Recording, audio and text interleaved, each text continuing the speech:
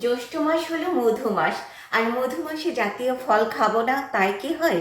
আজকে বাজারে গিয়েছিলাম, আর বাজারে গিয়ে দেখি কাঁঠাল পাওয়া যাচ্ছে, আর দেরি না করে কাঁঠালটা নিয়েই এসেছি।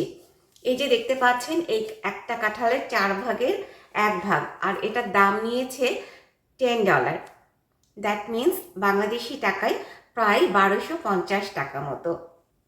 এই কাঁঠালটা খাওয়া অনেকটাই কষ্টসাধ্য ব্যাপার, বিকজ অফ এটা অনেক শক্ত।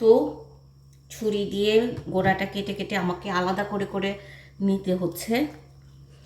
সো কাঁঠাল খাওয়া নট ইজি। এখানে কাঁঠাল খেতে হলে অনেক কষ্ট করে তারপরে খেতে হবে। এই যে দেখছেন, আমি ছুরি দিয়ে দিয়ে কাঁঠাল কাটছি। এই কাঁঠালগুলোর টেস্ট একটু ডিফারেন্ট বাংলাদেশি কাঁঠালগুলোর থেকে। বাংলাদেশের কাঁঠালগুলো যেমন রসালো হয়, এই কাঁঠালগুলো ওরকম রসালো না, এগুলো বেশ শক্ত এবং মুচমুচে। বাংলাদেশে অনেকটা মুচমুচে এক ধরনের কাঁঠাল পাওয়া যায়, ওই টাইপের। দেখতেই পাচ্ছেন আমি ছুরি দিয়ে দিয়ে কি কষ্ট করে করে এগুলোকে উঠাচ্ছি। তো কাঁঠাল খাওয়া খুব ইজি না আমেরিকাতে। কাঁঠাল খেতে হলে এরকম কষ্ট করে খেতে হবে। কাঁঠালের কোষগুলো সব আলাদা করে আমি আপনাদেরকে দেখাচ্ছি ফাইনালি কাঁঠালগুলো দেখতে কেমন লাগছে।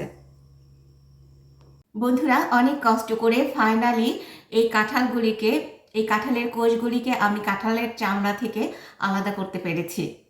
আর দেখুন কাঁঠালের ফাইনাল লুকটা কত সুন্দর, একদম টসটসে কালার।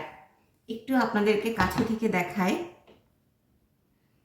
এই যে দেখুন কত সুন্দর কালার। ভিডিওতে অত ভালো কালারটা বোঝা যাচ্ছে না, বাট কালারটা অনেক টকটকে, একদম অরেঞ্জ কালার। আর খেতে কীরকম আমি একটু খেয়ে আপনাদেরকে বলছি।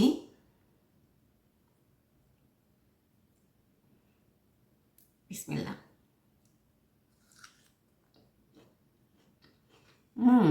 অনেক মিষ্টি আর ক্রিস্পি, একদম ইয়াম্মি ইয়াম্মি।